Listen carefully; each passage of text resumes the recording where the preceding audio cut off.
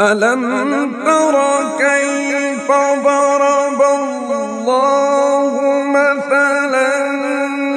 كلمة طيبة كشجرة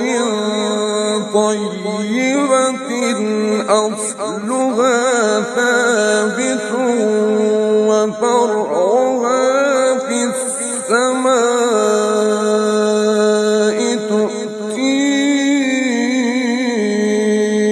أكلها كل حين